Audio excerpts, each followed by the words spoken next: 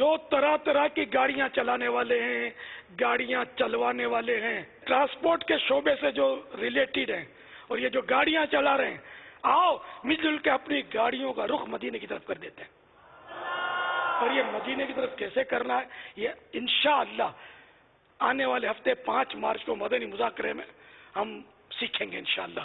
وہ ڈرائیونگ بھی سیکھیں گے کہ مدینے کے روٹ پر کیسے چلتے ہیں، یعنی مدینے والے آقا صلی اللہ تعالی علیہ وآلہ وسلم کو خوش کر کے، ان کے پروردگار کو راضی کر کے وایا مدینہ جنت میں کیسے جانا ہے ہم کو، انشاءاللہ یہ مدنی باتیں ہم سیکھیں گے۔ آؤ گے نا؟